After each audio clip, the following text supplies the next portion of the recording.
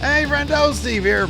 And Larson. And welcome back to Going in Raw, the only pro wrestling podcast you need to be listening to. It's the Royal Rumble tomorrow, Saturday.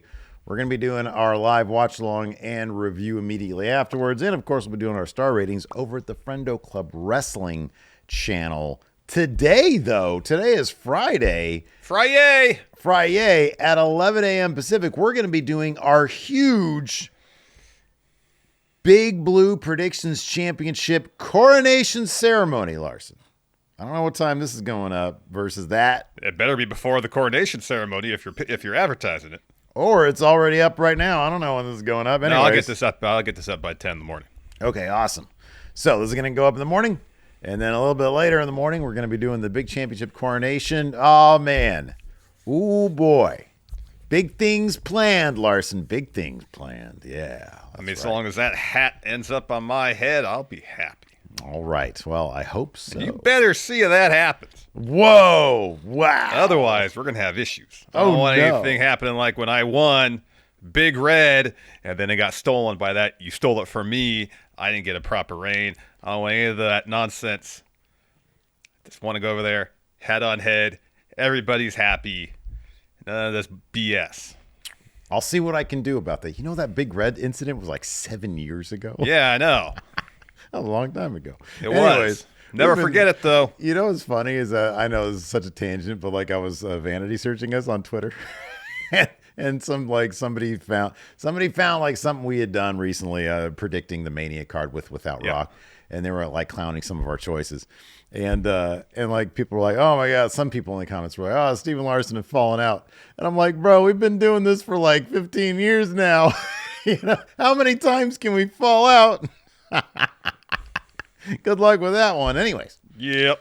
We're here to talk about big surprises. Hopefully there's no surprises, the big coronation ceremony for you, Larson. But at the Royal Rumble, people love surprises. In fact, they do. Over at Friendo Club Wrestling, we booked an all-surprise Rumble that just went up on Wednesday. So be sure to check that out. But today, we're going to talk about surprises in the Rumble of years past. Good surprises, bad surprises. Mainly, you and I just love talking about weird shit in wrestling sometimes. Yeah, and, we thought about how to approach this. The best surprises, worst surprises, kind of most unusual, people you forgot were in the Rumble. So rather than choosing one of those, we're just doing all of them.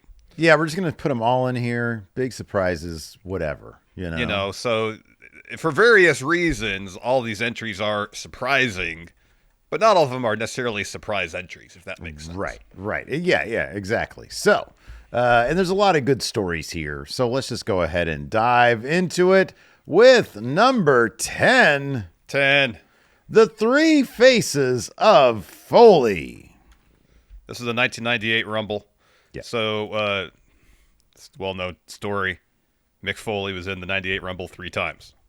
Correct. An entry is each of his characters he was portraying in 1997, 1998. So he entered at number 1. Is Cactus Jack. Mm-hmm. Bang, bang. Bang, bang. Got eliminated by Chainsaw Charlie, which is, of course, Terry Funk. Mm-hmm. Mm-hmm. About 9 minutes and 20 seconds. At 16, he entered as Mankind. Mm-hmm. Eliminated by Goldust after about 2 minutes. And at number 28, he entered as Dude Love. Before being eliminated by Farouk in about 8 minutes or so. So I found some quotes from an episode of Foley is Pod where he talked about the 98 Rumble. Whose idea it was to have him in it 3 times. Spoiler alert, wasn't Mick Foley's idea. No. Either Jim Cornette or Vince Russo. Because he appropriately mentions, because I read this too, he appropriately says something like, I wouldn't have had the balls to say, hey, put me in 3 times. Yeah. So, yeah, it's either Cornette or Russo. Did you want to read some quote here? Yeah, I could do that. You didn't. So you don't have to. I didn't know if you were gearing up to do that. Well, I mentioned it, so I guess we probably should. Go ahead. So he's talked about whether he took 2 other spots from 2 other wrestlers. He just says, probably. There are 2 men in the dressing room who thought to themselves, I lost my spot in the Rumble. But we are about creating memories. Sometimes you have to take one for the team, Easy for you to say, Mick, you were in the Rumble 3 times. So he continues. He says, it's about creating memories on the big shows. Well, You have to come up with things that people remember fondly. I'll go out on a limb and say I apologize to whoever two talents I cost a spot to. I know who they are, but Three Faces of Foley was really special. That was fun. I think in the history of the Rumble, that's a top 5 moment. I think it's safe to say it's top 10. Steve, would you agree with that analysis from Mick Foley? Oh, it was a terrific moment. Absolutely. No, I want it ranked top 5 or top 10. God, you put me on the spot here. Moments of all time, 10, if anything. It's probably not 5. Number 1, of course, is Stone Cold freaking out over Bret Hart. That's number 1. Because that dude's never had a reaction like that in his life, and he freaked out over Bret Hart. That was great. Let's go back really quick and address the whole, he took people's spots. If this was the 99 Rumble, maybe. 98, not quite the same. I mean, talk about how many people kind of blew up in popularity between the 98 Rumble and the 99 Rumble. Because, dude, at number 1, the first person to... I'm sorry. At number 3, I should say. At number 3, Tom Brady, otherwise known as Salvatore Sincere. Mm-hmm. That was the level of talent. And that's not dogging him. It's just... not exactly a top level name. I don't think very many, I'm sure, 2 other people, they could have dug 2 other people out. But dude, they're not real. I mean, maybe, I don't know. Well, no, Kane wasn't a thing yet. So maybe they could have busted out fake Diesel, but that was 97? Yeah, you're right. Yeah. Well, 98, but yeah. 98 Kane with the thing. Yeah. Early 98 though. When did Kane debut? Wasn't it around this 97. time? Oh, did he debut in 97? Yeah. Bad Late Blood, 97? 97. Okay, Yep. okay. There you go. So, yeah, man, I don't know. I don't know who else could have been in this thing. I don't think he was really taking too many. I don't think he was taking too many spots here, dude. Dude Love especially was super over around this time. Dude Love won the tag titles with Stone Cold in 97. Dude Love was super over at this point. He was super over. Also, on top of that, this was the actual Rumble card itself. There were some people who were doing double duty. Vader was in the Rumble, and he had a match against Dustin Rhodes, who I think, Dustin Rhodes was in the Rumble as well, Mm-hmm. so they both did double duty. Mm-hmm. Legion of Doom, they probably were in the Rumble as well. I'm looking right now. But Honky Tonk Man was in the Rumble. Yeah. You're not really taking too many spots away from people here. By the next year, a bunch of people had sort of blown up. They had Steve Blackman, they had Val Venus. The mid card was loaded by 99. Yeah. But not so much in 98. No. So I don't think he should feel too bad. They had a listen to this match here. Max Mini, Mosaic, and Nova beat Battalion, El Torito, and Tarantula. That was a minis match. Yeah. Anyways. I remember. None of them did double duty. They didn't show up in the Rumble afterwards. Anyways, let's move on now to number 9, Larson. 9. Tenryu. Genichiro Tenryu, yes. So, of course, Tenryu had a storied career in Japan, 3-time All Japan, Triple Crown champ, 5-time tag champ, also in All Japan. Wrestled in a variety of promotions. He made an appearance in WWE in 1991 at that year's WrestleMania in a tag match because WWE and his company, he had at the time, Super World of Sports, had a partnership. That company closed its doors. 2 years later, Tenryu made the first of 2 Rumble appearances. He entered at 9th in 1993, lasted about 13 minutes, eliminated by The Undertaker. Following year, 94, he entered at 24, lasted 17 and a half minutes, and was 1 position removed from being in the Final 4, eliminated by the eventual winners, Bret Hart, Lex Luger. That was at a time where WWE was actually really embracing the idea of having partnerships with other promotions. They had to, because they had dudes like Salvatore Sincere in the 98 Rumble. Yeah. So that was a necessity. It was when in the mid-90s, Bull Nakano was making a lot of appearances in WWE. Yeah. All throughout the early 90s, late 80s too, there's partnerships with various promotions. We'll get to another entry partnership with AAA a few years after this. But in hindsight, now that recently WWE announced a partnership with TNA from about, probably about 1998 till 2024. Right, yeah. That stuff just didn't happen. Right, yeah. It was a rarity. I think Mickie James showing up at the 2022 Rumble with the Knockouts Championship It was like a big deal. Was a huge deal because it just didn't happen for wrestlers from other promotions to come wrestle in WWE and make surprise appearances in the Rumble. Yeah, dude. Like even in '98, you'd have Dan Severn showing up with all them titles, and by '99, man, that shit stopped. Yep. They stopped doing that stuff. And it was very rare that Vince would go outside the company or even acknowledge anything from outside the guy. It was decades that he'd be doing that. But yeah, I mean, before they really became like the global top promotion, it was completely normal for both them and WCW to be getting, trying to get those audiences in any way, shape, or form, globally or whatever. And then they became the global company. And so I guess that's why they stopped doing that. Number 8. Johnny Knoxville. Yeah, I'm pretty sure he came to the ring to Minutemen's Corona, didn't he? I think so, yeah. I think so. Yeah, of course, the theme of Jackass. Steve and I, we watched tons of Jackass. Huge Jackass. You know what other band was prominently featured on the Jackass show? CKY, baby. So Knoxville's appearance in the 2022 Rumble was not a surprise because he announced at the Day 1 pay-per-view that he was going to be in it. This was in the early days of his Sami Zayn feud. So on the SmackDown after the Day 1 pay-per-view, Sami confronted Knoxville, said, you don't deserve to be in the Royal Rumble. You shouldn't be in it. Then Sami lost to Rick Boogs. And Knoxville, for the first of many times, I believe, threw Sami over the top rope. Yeah. If I remember correctly, it was several times where Johnny Knoxville would show up and throw Sami Zayn over the top rope. Yes. During segments, after matches, just to prove that he could eliminate Sami Zayn from the Royal Rumble. So Sami and Knoxville entered at 8 and 9 respectively.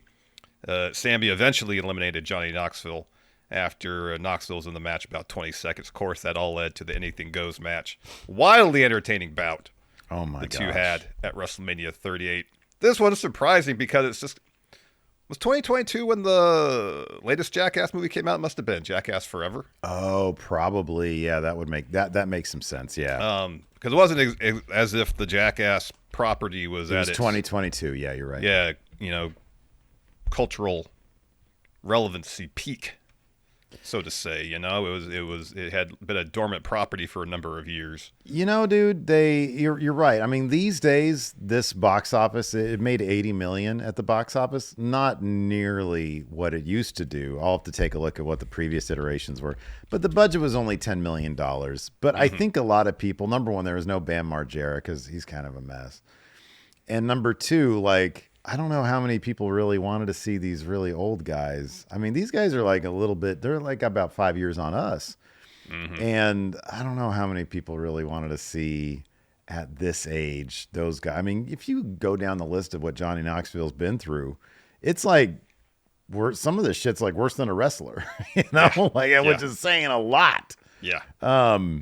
But yeah, now he was promoting that. And the bottom line is that WrestleMania match with him and Sami Zayn is one of the great comedy matches of all time. Tons of fun. It is so spectacular. It is so much fun.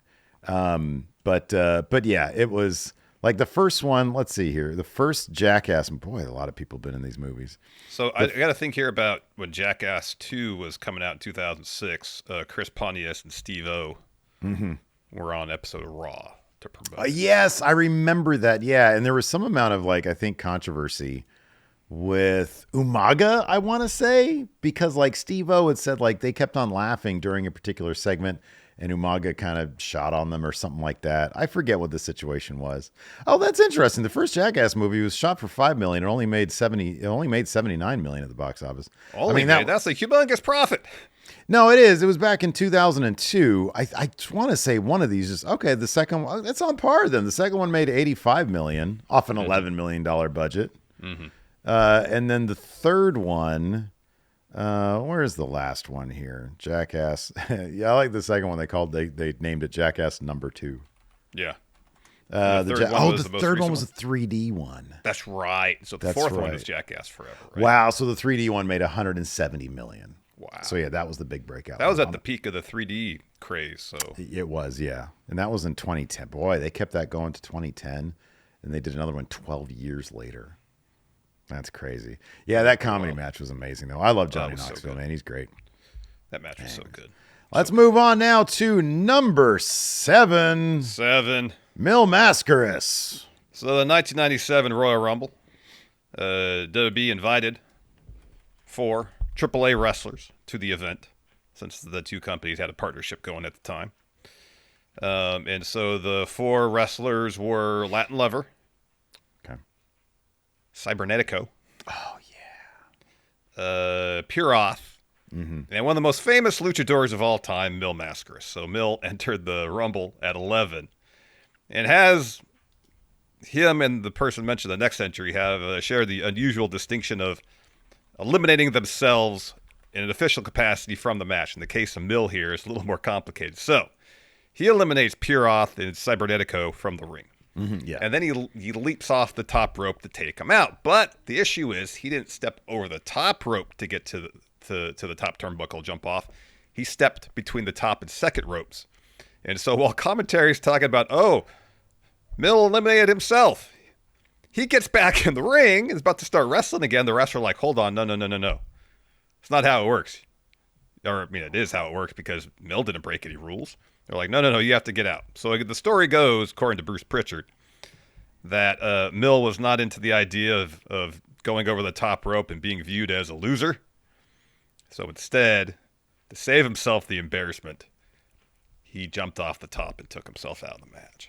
So yeah, number 1, the jump off the top was intense because he didn't do like the thing where he sort of falls on somebody. Like, I forget who he jumped on. It was Cybernetico and Puroth. Oh, was it them? Okay. Yeah. They were like halfway between the 2 ropes, like on the floor, right? So they were kind of far out there, and he dives. Mil Mascaras was 55 years old. Yeah. 54, 55. And he dives. This is a violent dive. So he does that. I did not notice, though, the whole going through the second. Okay, so he actually... Yeah, he went through the second rope and then, got on the top turnbuckle. Second rope, funny. Apron, turnbuckle, jumped off, goes under the bottom rope to get back in the ring. And he see 2 refs ringside. They're all... They look at each other, they talk, and they get on the apron. It's like, come on, you have to get out of the ring. You know what's funny, too, is that, like, when you listen to commentary, Vincent, I think it's Lawler. Was it Vincent Lawler? I don't know who. Maybe it was Jesse. I don't know. Anyways, I remember Vince specifically being like, he seems very confused right now. Why is he so confused? I don't think he should be let back into this match. And I'm like... Yeah, they're like, he seems to not understand the rules of the match. Or something. That's what they were saying. That's what they're saying, yeah.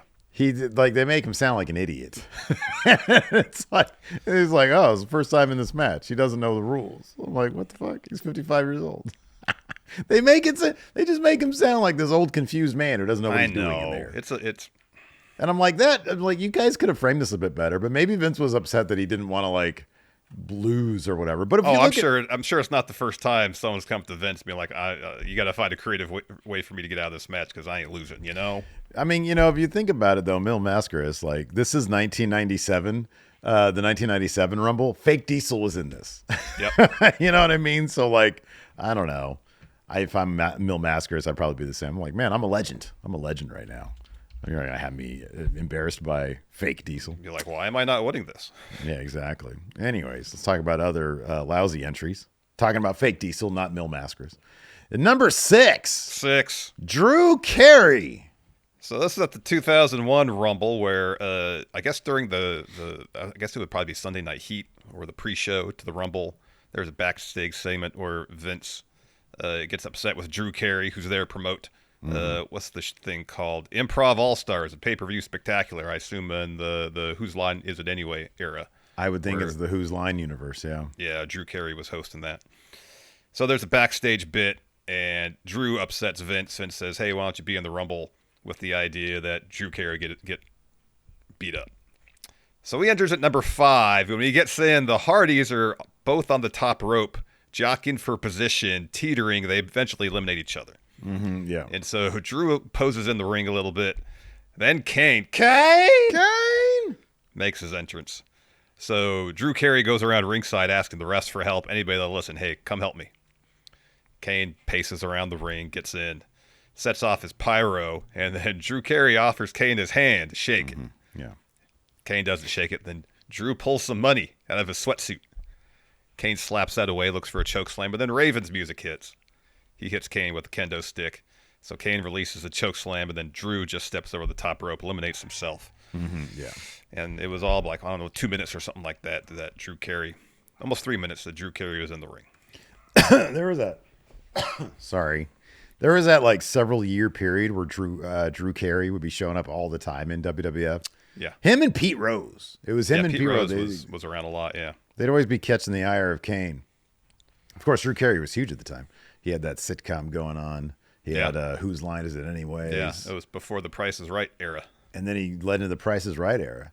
This guy has had just the chillest career. Like the Price is Right, they probably do like what one taping or one like bulk of tapings a day. Yeah, they probably do it for maybe work 2 months a year, just doing 3 or 4 shows a day. Yeah, man. And all those old biddies just love him. Do you think, is that still the thing? Like, you think old biddies still watch that shit? Who do you think watches Oh, yeah. that? Yeah. I mean, still, it's the constant of daytime television. Absolutely. Yeah. That's what else do you get to do at 11 in the morning? Nothing. Or 10, whenever it's on. Watch Price is Right. I don't even have, like, normal TV anymore. So you can't. I can't. No People's Court for Steve. Well, I can get those, the digital ear, the antenna, ears, yeah. Rabbit ears. Yeah. You could do that. I could do that. Maybe I'll So do you that. get your People's Court. I'm getting to old biddy status, man. Price is Right. We're getting to that age. Old biddy age. Definitely feel like it after we play basketball. I'll tell you what.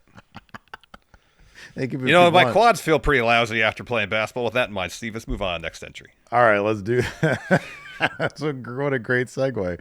Number 5. Shane O'Mac. Here comes the buddy. So to rebook the show. Shane, after losing to Braun Strowman in a cage match, WrestleMania 37 was off TV. So that was April of 2001. Surprise entrant, the 2022 Royal Rumble at 28. Made it to the final 3, I believe, before being eliminated by Brock, the eventual winner. Yeah. But I guess the real story here is he shows up and tries to rebook the whole thing to elevate himself. Yeah, there were like multiple stories leading into the Rumble, and Shane shows up, and sort of like, I guess the idea was a lot of those stories were going to be referenced or play out in the ring, and Shane was like, takes his red, imagine this is red, He's not orange. Nope, best in the world is here. Nope. Best in the world is in there, and then he's like, of course, the only man who can eliminate me is Brock Lesnar, so we're going to do that. Well, he is the best in the world. Was it the 2022? No, which Rumble was? I'm sorry, which Mania was it that he came back? Because this is the Rumble that he was fired. He was let go, and so it was It was a year later. It was 2023. Okay, so it wasn't until 2023. The LA Mania and tore both his quads. Okay, yeah, and then and apparently he's still dealing with the quad stuff. Of course, he was going to be recovery. He was going to be the mastermind, the higher power behind the Death Riders, and then that fell through. I still think, I have no confirmation. I still think that was supposed to be the case. But yeah, no, Shane O'Mac, But then, you watch that Vince McMahon documentary, and you can't help but think, you know what? Good for him showing up and taking over, trying to be boss. It's so sad to go back and revisit that because it's like, man, the one thing, his density, his destiny was to take over that company. And then Vince just wouldn't let go of it. He really is the Kendall Roy of WWE. He really is. Like, the parallels are striking. Yeah. You think Kendall Roy, you think Jeremy Strong could do a decent leapfrog? I'm sure if he trained for it, maybe. He was nominated for that Trump movie, I think, wasn't he? For Best Supporting Actor? I think so. Yeah. Oh, wow. Yeah, I didn't know. I don't really pay attention to the Oscars anymore.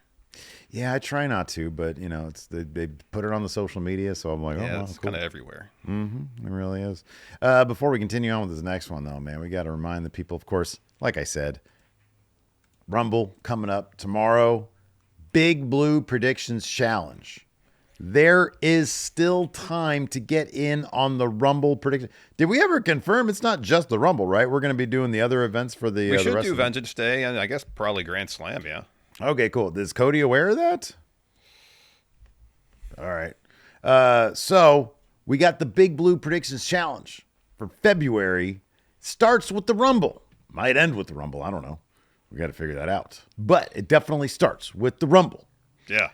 And there's still time to get in. There's 2 ways to get in. Click join right here at youtube.com/Stephen Larson. Then go to the community tab, and then it's right there. Or the members only post, whatever it's called.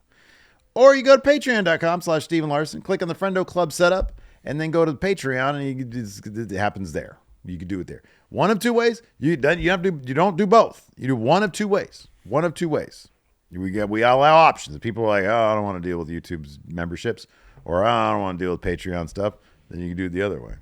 So there you go. Big Blue Predictions Challenge. Be sure to check that out. Also hit that subscribe button, notify bell, the like button, all that stuff. Yeah, getting back to the Predictions Challenge. Form is up right now on Patreon, on the YouTube. Submissions will be open till the second the show starts. Right before the Rumble starts. 3 p.m. It's an early show, Steve. Oh, dude, we haven't even talked about that, but when I found that out, I was like, I'm very happy. Because we get to enjoy our morning and our early afternoon, and then we get to enjoy our evening as well. Exactly. Or night. We'll be done by 7:30 probably. Maybe. Could be. Yeah, dude. Plenty of Saturday night left. Oh, yeah. The night will still be young for these old unks. I'll be ready for bed. That's what they call these old biddies right here, man. So that we can get up at 4:30 for the early bird special at Denny's, man. Exactly. All right, man. Let's continue. All-you-can-eat pancakes plus 2 more. Oh, love it. Number 4. For Booker T in 2011. Of course, he also showed up, was it last year before, something like that? Well, and then the following year is in 2012 is when he, Michael Cole, and Jerry Lawler, all from commentary, were in the Rumble. Yeah, well, let's not talk about that, but we'll talk about... that was pretty entertaining. But yeah, this was Booker T's first appearance back in WWE since 2007. So apparently there was a thing in 2007 where there was this company that was alleged to have distributed PEDs, and Booker T was linked to said company. He denied any involvement nonetheless. I believe Booker T. He got suspended, wellness policy violation, asked for his release. It was granted. A few months later, November of 2007, he arrives in TNA. He's in TNA until 2010. Main Event Mafia. What was it? Wasn't it Black Snow? Was that his name? And he did the commentary in the ring that time. Yeah, that was great. Funny. That was hilarious. Fantastic. Chet Lemon. Yeah, him and Chet Lemon. Yeah, Kevin Nash. That was awesome. And then he makes his return to WWE to a massive pop at the 2011 Rumble. You got CM Punk and the rest of the new Nexus in the ring. I think they're cleaning house. They're like dominating the Rumble. He comes in. Punk's reaction to Booker T coming out is pretty great too. I don't know if you watched Booker's I didn't. I just watched him talking about it on the bump. Yeah, and it's pretty great because he you know, the music hits and it takes a little bit for Punk to realize, oh, it's Booker T, and he kind of like crumples over. It's pretty great. That's good. I like that. But yeah, he got a massive pop. You know, his first time in the company in almost 4 years. He'd even said on the bump on that interview segment, he said when he showed up, he says the pop was so loud, I looked behind me because I thought The Rock was there. He said that he was very taken aback by just how much people. I was like, Booker, people love you. What are you talking about?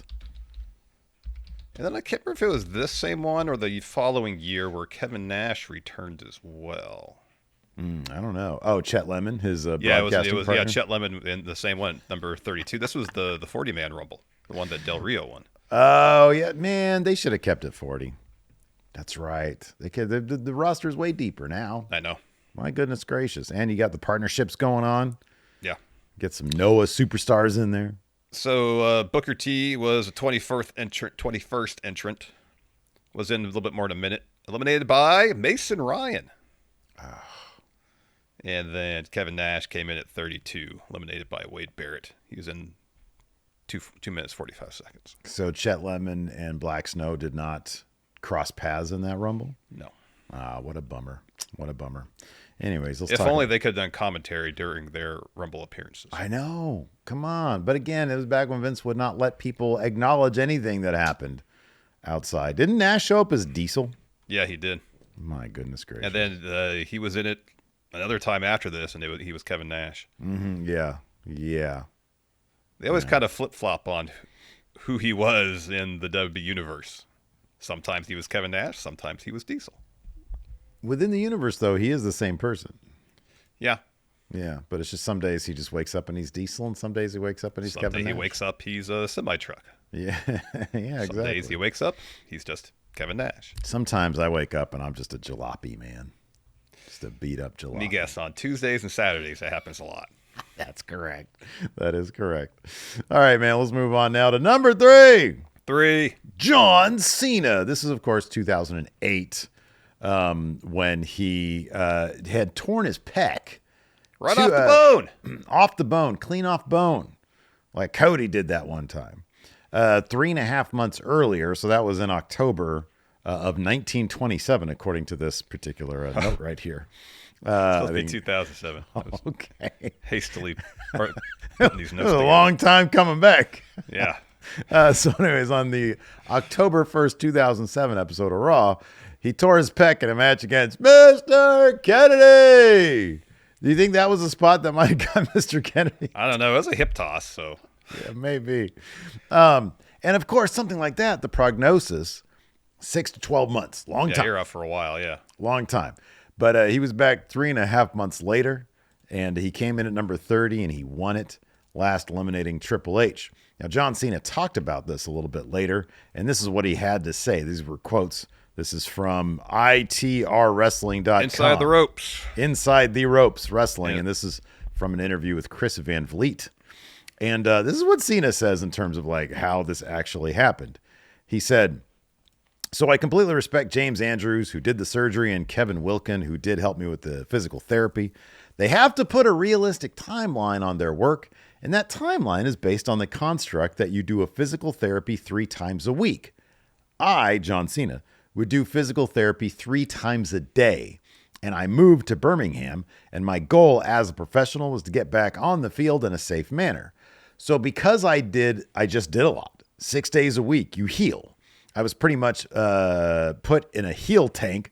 I didn't have to go back. The reason they say 6 months for a pec tear is because a lot of people that tear their pecs, maybe they did it during recreational sport, or maybe they're a student athlete, or they have other responsibilities. People got families or whatever. You have to split time. I was like a physical therapy terminator. Show up for the morning session. Go get some food. Show up for the noon session. Get some food. Show up for the afternoon session as they're closing. All right, guys, see you in a few hours." And I just did that for 3 months. And everyone, Dr. Andrews was fine. Kevin was fine. I passed all my tests. And I passed it like 2.5 months in. And the Rumble was coming up. And they're like, "Okay, we'll keep it a secret. I don't want to advertise you because I don't even know if you're going to be there." So, yeah, apparently, all you have to do is just do a lot of physical therapy. And then you can heal ridiculously quickly. It's good to know. Something tells me that John's genetics probably have something to do with it as well. It might play a role in this as well, yeah. Mm-hmm. Yeah. Yeah. But I mean, there could be some truth to what he said regarding the time frame for, your healing 6 to 12, and that's under the assumption that you can't make rehab basically your full-time job.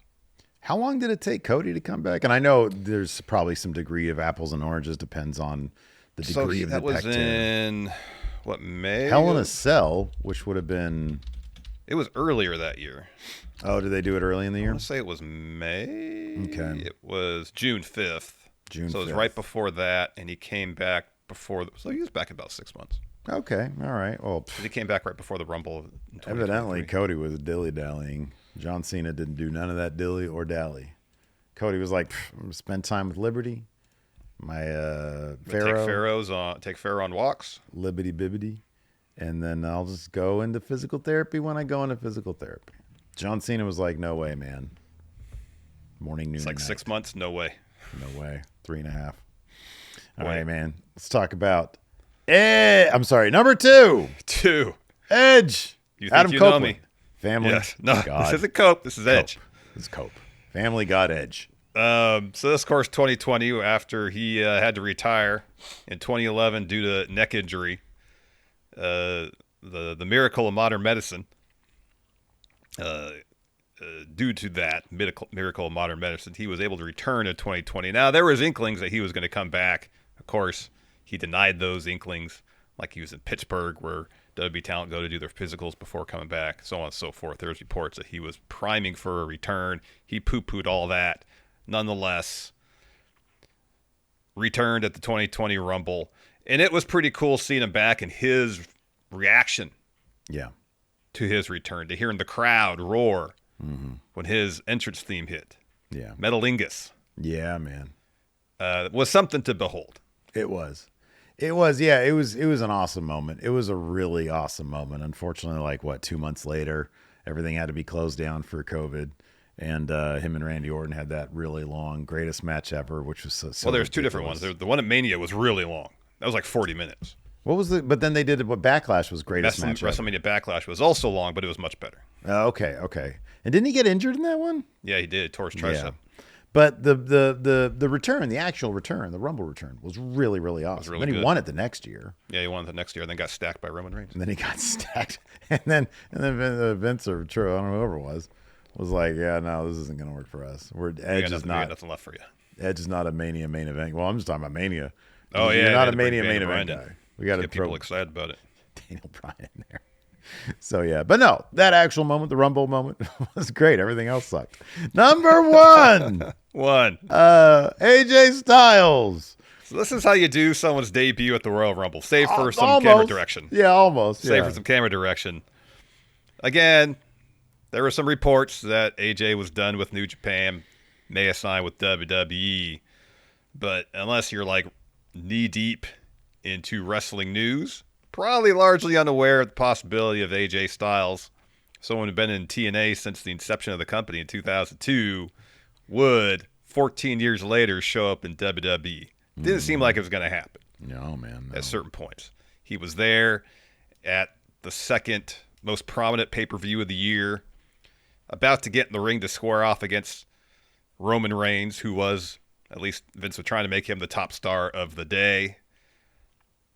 As far as making your debut in a company on a major stage, except for Cody's return at WrestleMania against Seth, I don't know how it gets much better than this. You know, I remember when we had the privilege of interviewing AJ, and I asked him any regrets about not going through NXT first, because NXT was like kind of on the come up at that point. He was like, "No, main roster. I'll debut to the Rumble. How much better can it get?" Like, good point, AJ Styles. Yeah, good point, Uncle Alan.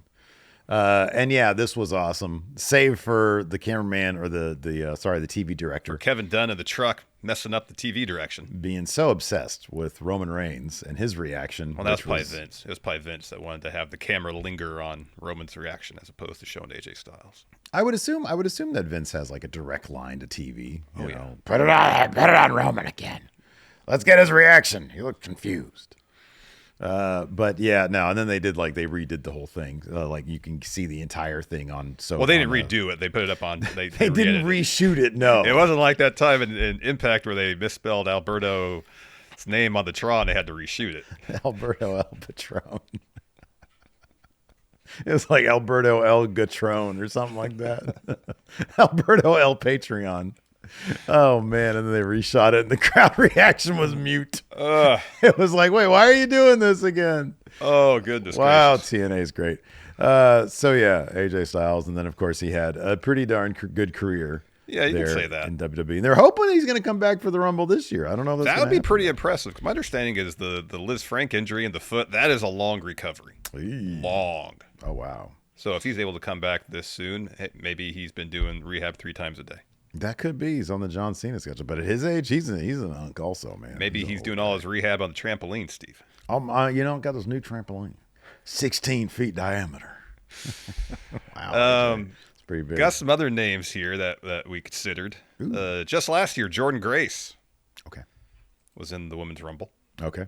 She'll probably be in this year too. She'll definitely be in it this year. As a WWE contract talent. Nia Jax was in the 2019 Men's Rumble. That was pretty cool. Yep.